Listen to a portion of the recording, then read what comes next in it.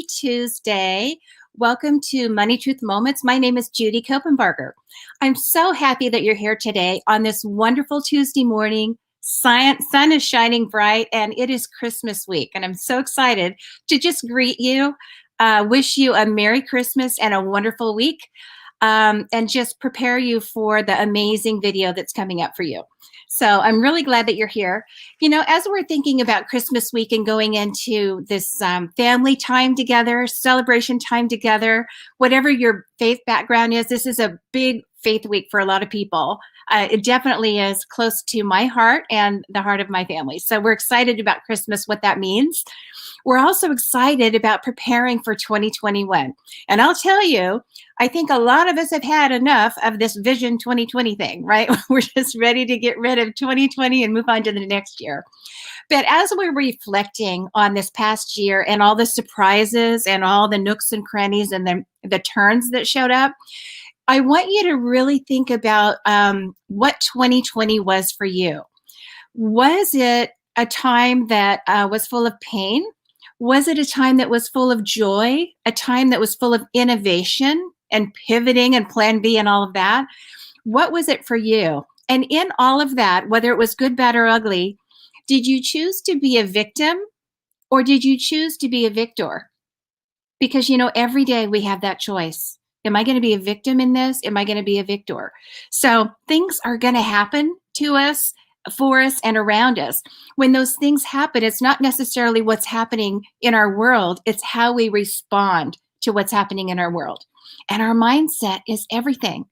So are we being a victim? Are we being a victor? You get to choose all day long that. So as you're reflecting on the year that's about to end, I would love to have you think about that, how you handled the circumstances in your life that may have been unexpected or that may have changed. The other thing that I want to encourage you to do this week is just enjoy your family. If you've got people in your world, in your home, in your community, whether they're related to you or not, really enjoy them. This is the time of year to really celebrate relationships, heal relationships that might need a little work, a little mending. This is the time of year that, you know, show up with a pie. It's a good time of year to just really think about the relationships that are important to you and do whatever you can to strengthen and deepen those relationships. That's the first challenge I want to give you. The next one I want to give you is to do something to get outside. Take a walk, take a hike, go outside and get some vitamin D, you know, uncover your shoulders and get some sun if you're in a warm enough place. But go outside, fresh air and sunshine, and vitamin D is one of the best things that you can do no matter what's happening in your life. And then lastly, find someone that you can help. It might be helping them across the street. It might be helping them put their groceries in the car with your mask on. Something as tiny as that, just complimenting someone who's helping you at a store or at the bank or something. Go out of your way to help someone and make their day just a little bit brighter. Those are things that I think make Christmas even that much better. And, you know, this year we're not with a lot of people. A lot of us are seeing a lot less people nose to nose and knee to knee. But that doesn't mean that you can't be nice. You can't respect other people's opinions. You can't go out of your way to show a little love and a little care. So I encourage you to do that as you're going into this Christmas week. And hopefully you'll have a little downtime. Just celebrate family and celebrate the holidays. That's what I wish for you. So stay tuned. We've got a great video for you. Here we go. Ready?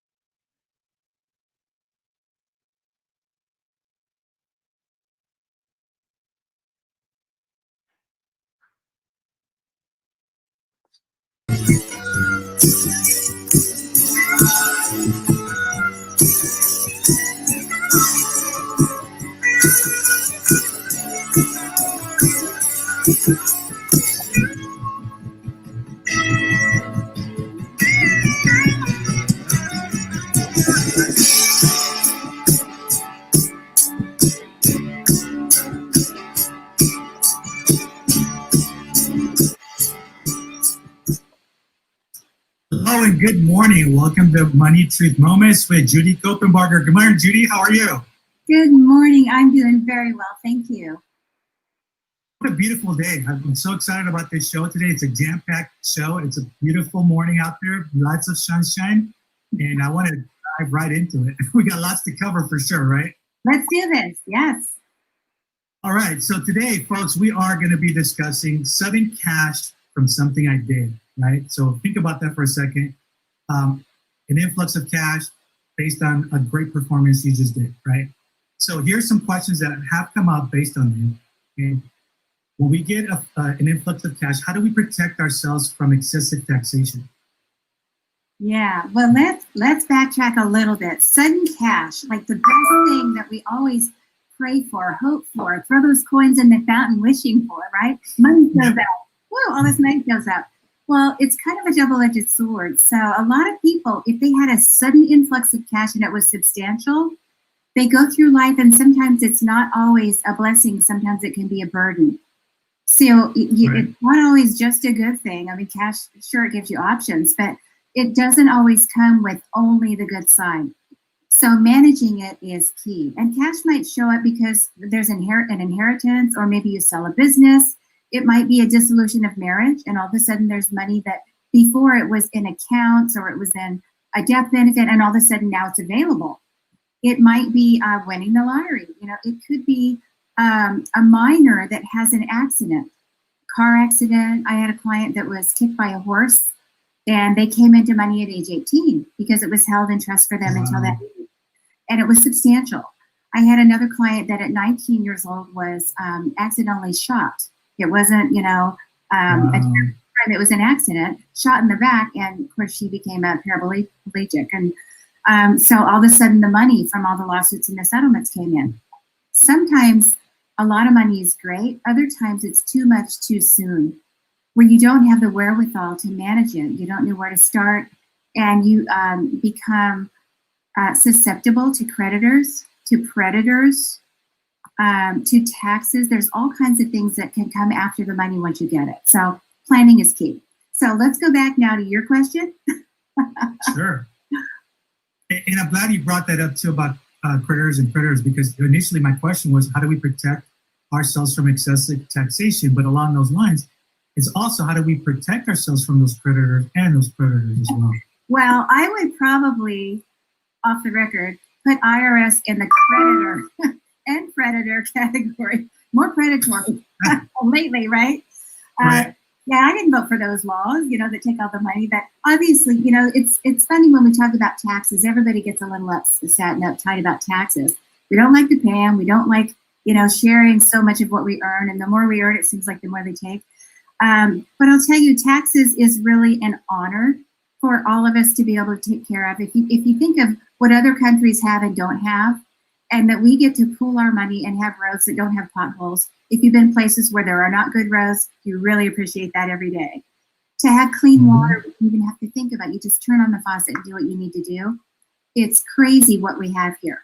Where we usually disagree is how much money is taken for taxes and all the different layers. There are hundreds, thousands of taxes that we pay. Some you see, some you don't.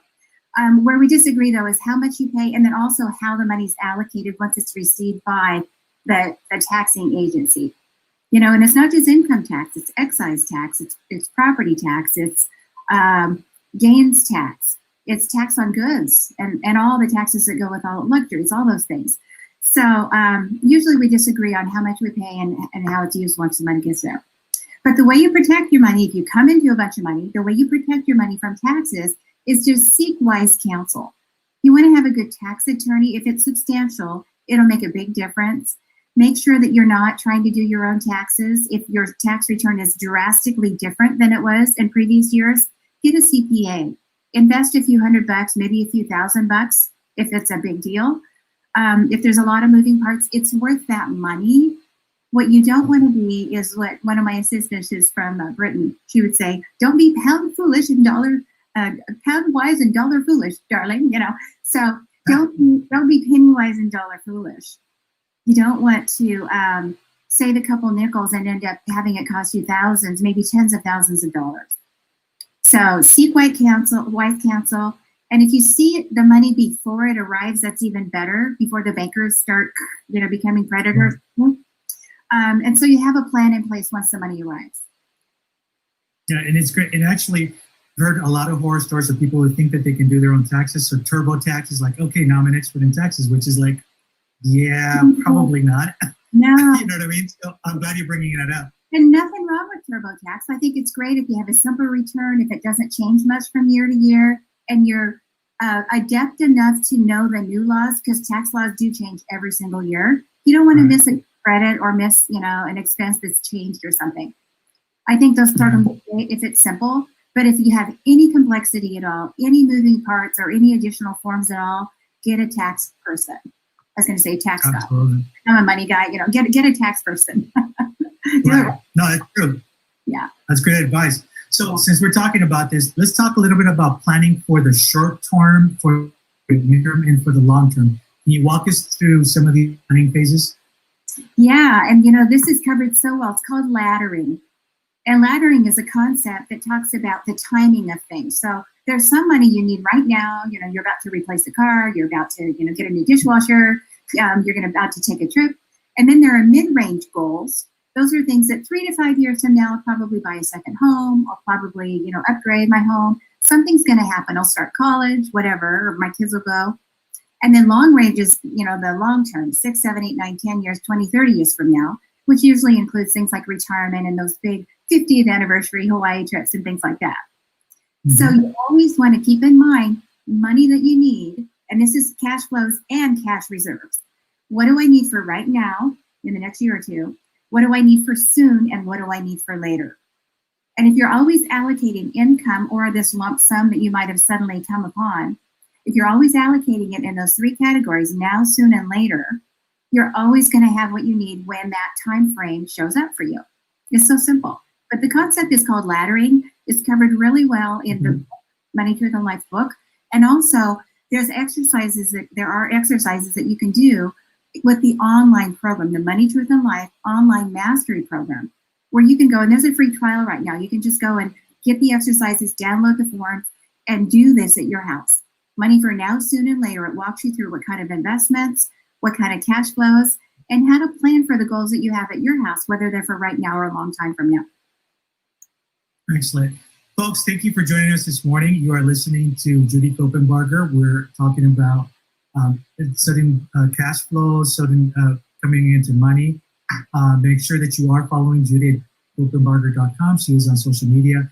Visit her website. There's a lot of great resources that are free that you're not going to find anywhere else, and a lot of pearls of wisdom that Judy wants to really share with you guys to make sure that you don't get caught off guard. So with that said too, let's move on to what are some ways that we can prioritize financing, right? Such as in the areas of allocating cash, maybe assets or cash flow. Right. Well, you want to always plan for the unplanned. It's kind of an oxymoron, but plan for the unplanned.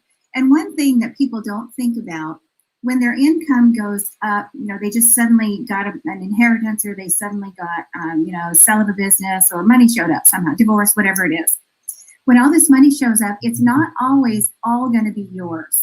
There might be an invisible, capital gains tax on there that you didn't know. There might be an income tax of some sort that you didn't know was going to be there. There might be some kind of a gift tax, a lottery tax, if you won the money somehow, or you went on a game show or something like that. Taxes are not pretty, and it's not like 5 and 10% tax. Very high. Luxury taxes, very high taxes. So you want to make sure that if let's say you got a $2 million lottery winning, don't spend the $2 million. Don't start planning on the $2 million. You probably need to plan on less than half of that. So make sure, again, seek wise counsel, get a good attorney that knows. A good tax attorney would be great in that kind of a case.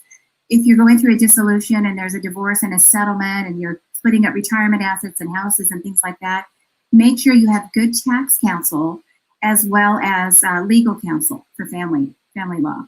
The other thing is, like I talked about a gunshot victim, someone kicked by a horse, run over by a car. Sometimes little kids get hit by a car, then they get the money again at 18 or maybe 21 if it's in an UTMA. So all of a sudden they come into this money, but there might be taxes that have accrued all that time. So just make sure that it's not too much too soon, that you allocate the cash flow for the tax, allocate the money. Like if you buy a house, if it's the first house, you don't know what it costs to water the yard and keep up the pool and keep the lights on and make sure that the garbage disposal can be replaced when it needs it. And when the refrigerator goes out, you got to get a new, filter, whatever it is. Right. There's maintenance that goes along with any major purchase. And if you don't have the money set aside, I see lottery winners a lot of times that have this, it's like, I want $500,000. I'm going to buy a $500,000 house. No, you can't do that. You can't even afford to keep the asset that you've got. And you'll end up with a fire sale and come out with less. So many people, I think more than half, I know there's statistics on it and they're not on the top of my head. So many people that win the lottery or they come into some great big windfall from, maybe grandpa died of mesothelioma and now they have a couple $1 million come in, 20 years later. Something like that happens. And so many times, more often than not, they say, I wish it had never happened. My life changed in ways, my relationships were impacted, my health was impacted, my emotional state changed in a negative way. My spiritual life became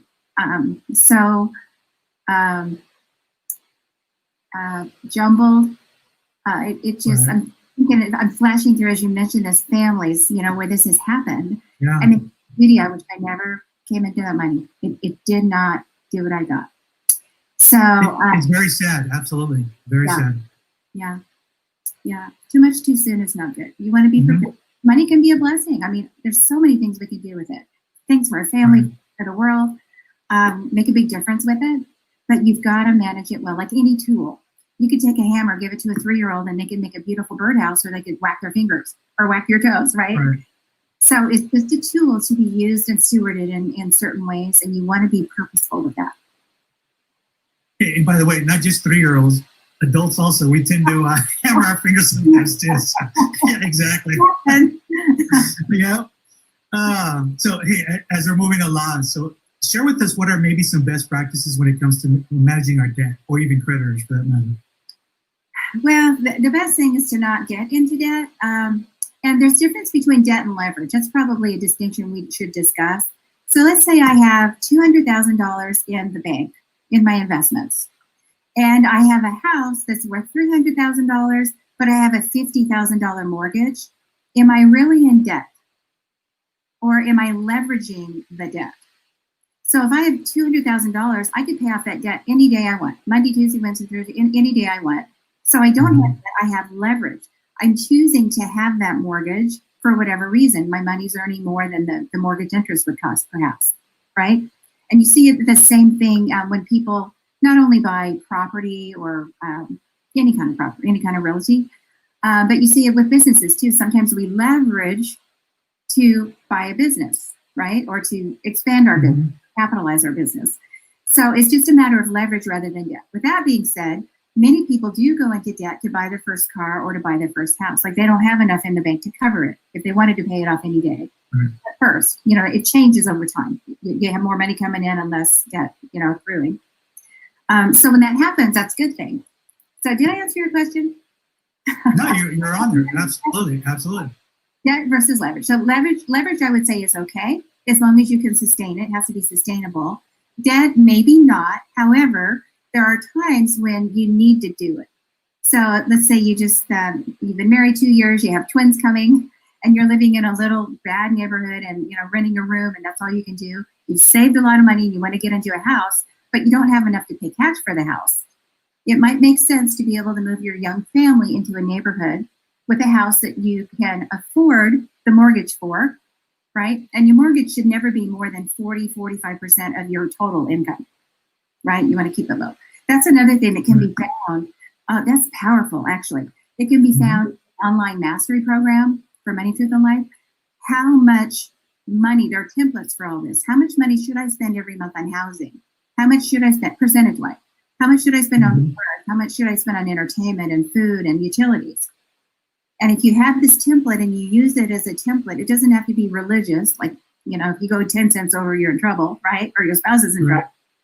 But if you have a template and you keep it within those numbers, you'll always have enough cash reserves to cover those things when they do happen with your car or with your house or with your family. No, that's excellent. So, folks, thank you for joining us this morning here at Money Truth Moments. We're here every Tuesday morning at 8 o'clock with the one amazing Judy Copenbarger, always sharing her wisdom. Make sure you're following her at judycopenbarger.com. Please submit questions also, because we have a lot of questions that come up that folks who are listening and paying attention to everything that Judy's saying on it, they come up with their own issues. And it's actually a great opportunity to get your questions answered directly from Judy while we're doing the live show as well too. So since we talked a little bit about the Mastery Program, can you share with folks listening right now, what is the online Mastery Program all about? Oh, it's so good. It's so good. It goes through all the pillars of finance. There are 5. It goes through taxation, all the basics you need to know. What does that mean? What are the different kinds of taxes? Which ones apply to me? Taxes, legal, and legacy. So that's everything from your will, your powers of attorney, your trust, different kinds of trust that can give you asset protection, entities. If I want to start a business, should I be a DBA? Should I be an individually owned? Should I be a corporation? If so, what kind of corporation? All the different structures, different tax and protective structures that you can have for your business. Goes through all of that. It goes through investments. So investments can be qualified or non-qualified. If they're non-qualified, they're individual investments that you might just own as a husband and wife or just in your own name. Qualified means there's some kind of a tax goodie attached to them because they're retirement related. So it might be 401ks, 403bs, 457s, IRAs, Roth IRAs, all of those. It goes through all of those and when you might use one over another of the options you have available with where you work or what your income is. So it goes through all the investments. It goes through insurances, every kind of insurance. So your P&C, property and casualty insurance, that's your car, your house, your business, things like that.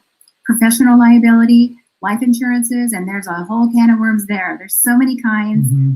And usually the information you get is from someone selling you something and it's not either complete or it's not accurate information. So what is the truth? Well, you can go to the course and you can learn what kind of insurance might be an option for you, why you would choose one over the other. I mean, it just helps you navigate. It goes through all of that cash flows, cash reserves, like we're talking about today. How much should I have savings? How much should I have available if something goes wrong or for the goals that I have coming up?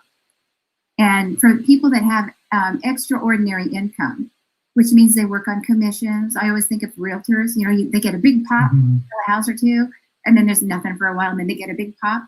How do you even that out? So your expenses will be covered every month, and you're not stressed out about selling that next property or that new big case or whatever it is. So it covers all of those aspects of finance. It wraps them all together in a bow, and it helps you prioritize and work through at your house what you need to do.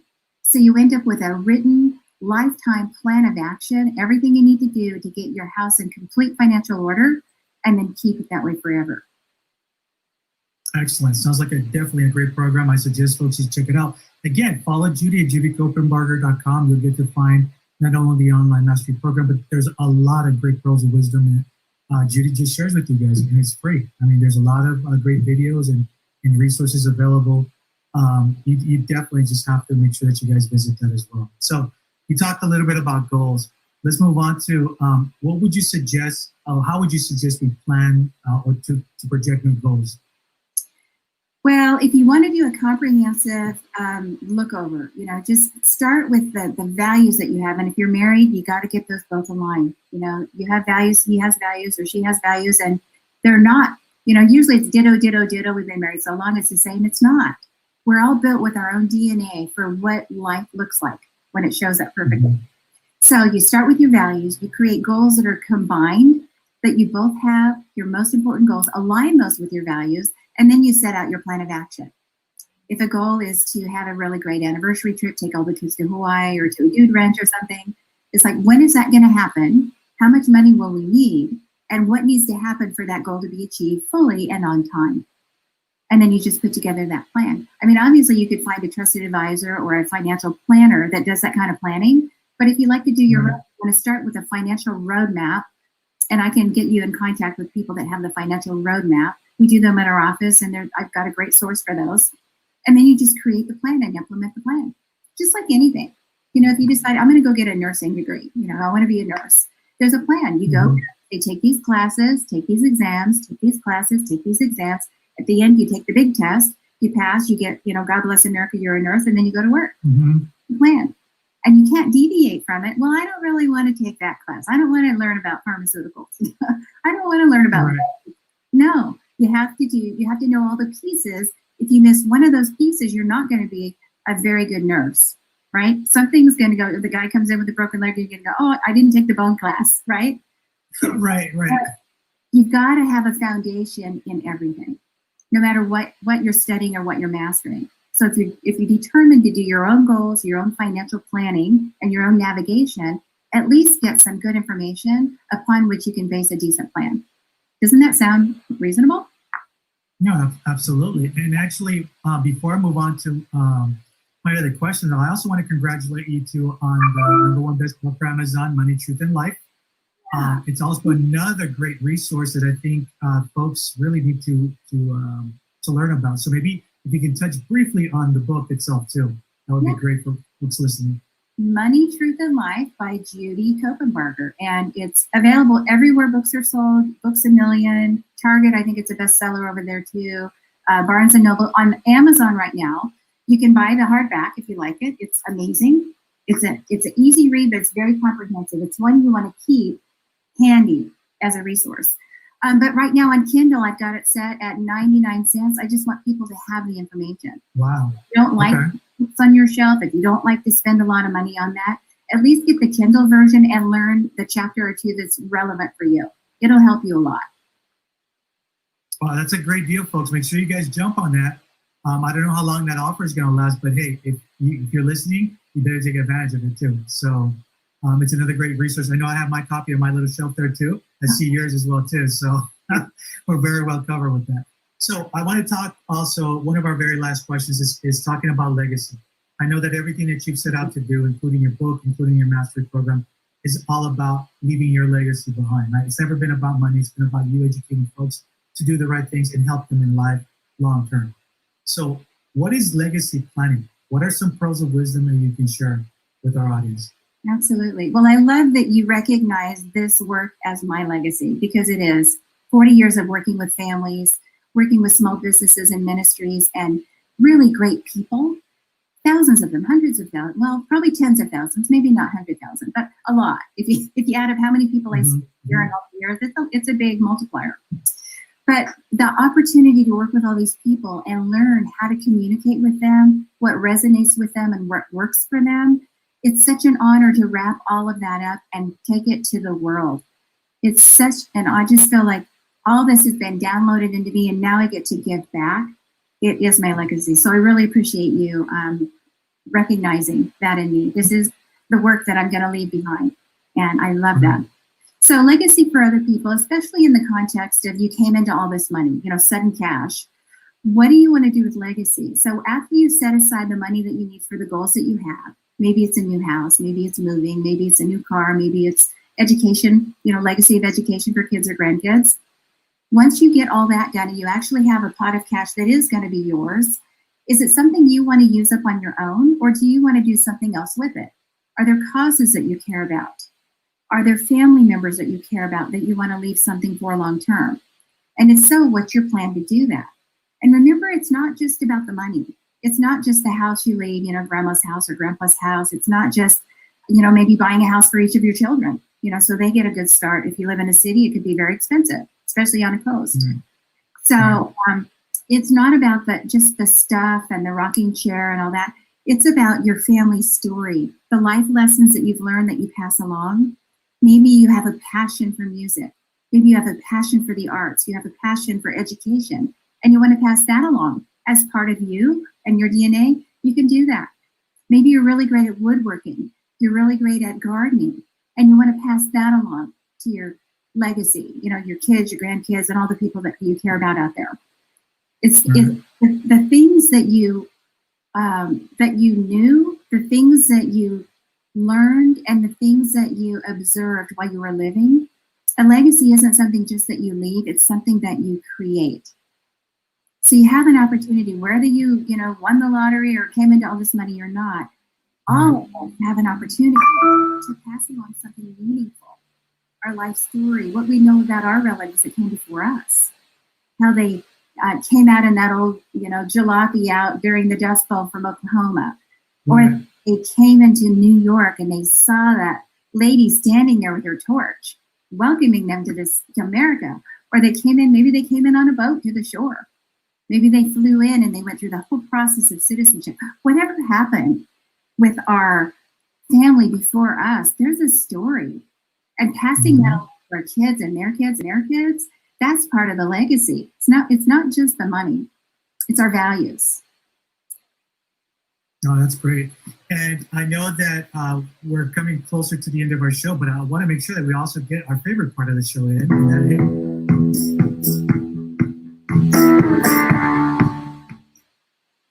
It's our Money Truth Challenge. I always love this part of the show. That's right. Let's do the challenge. Okay, so you're watching and you're sitting there back in your recliner, all relaxed, and now it's time to get out your pen and pencil because we have a challenge for you. Should we talk about the last time? The challenge last time? Yeah, let's do that.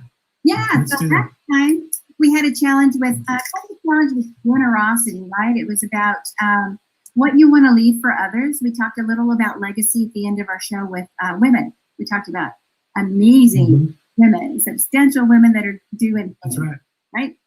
And so we did get some feedback. There was a gentleman who was talking about a moment that he had with his grown son, and his son was making choices that probably weren't, the best choices at the time. And so he grabbed his grandmother's Bible, and it was a Bible that had a lot of papers in it, a lot of writing in it, and scribbles and things underlined and highlighted.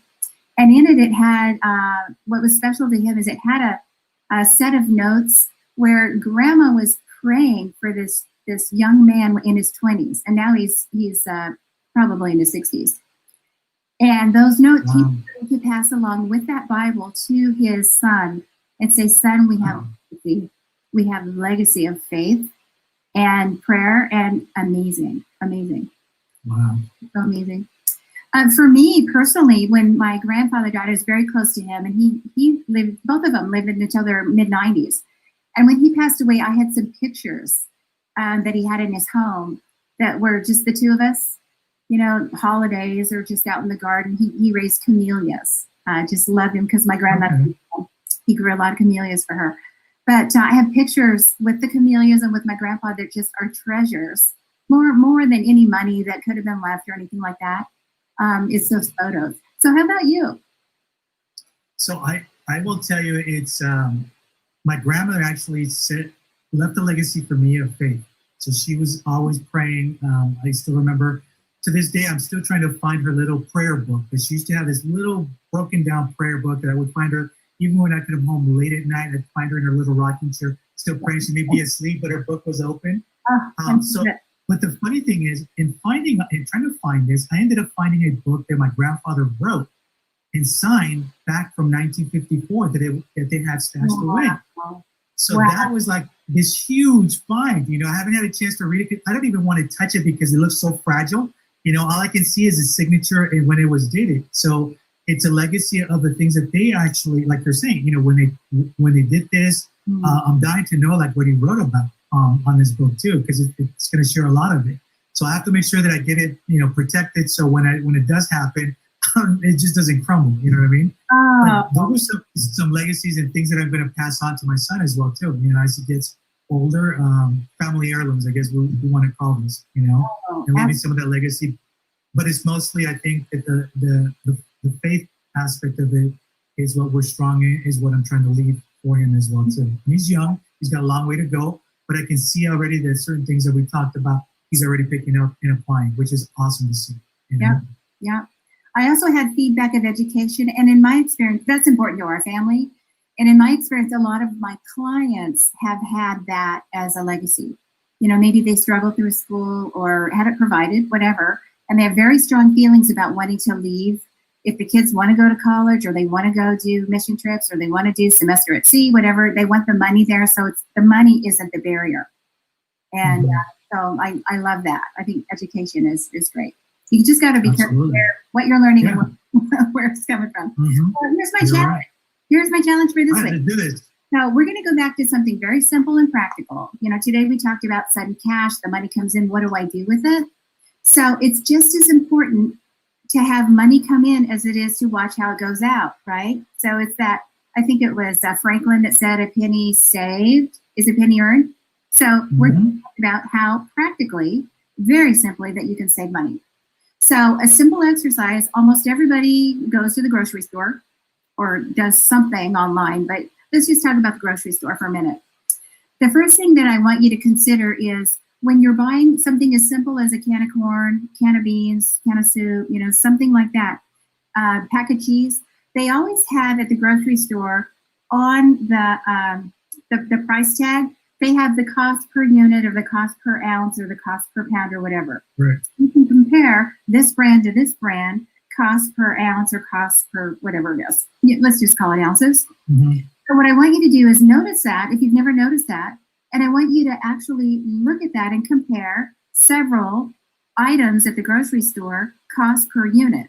So if it's equal quality, equal color, equal everything else, which one is actually the better buy? Not just the brand that your mom bought, the brand that your grandma bought, right? The one that you've always thought was the best. They're probably canned at the same place anyway.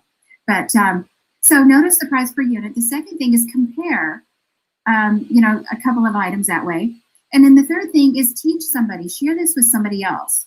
So if you have children that are in the house, show them. If you have grandkids that you do errands with, show them. Find a young person or two and talk to them about it's just as important how much you spend and how you spend than it is to save, excuse me, and as it is to earn. So there's earning, spending, managing, saving, giving. So it's not that you can you can master one of those. You have to master all of them. And this is a simple exercise that you can do to not just know yourself if you don't already know it, but pass along to other people. Very simple, very practical. But I want to hear the comments next week about what you learned about. I can't believe it. That was 20 cents an ounce and that was 45 cents an ounce. And I would have bought the big one thinking it was the better deal, right? So right. Hope for the observations next week. That's your challenge.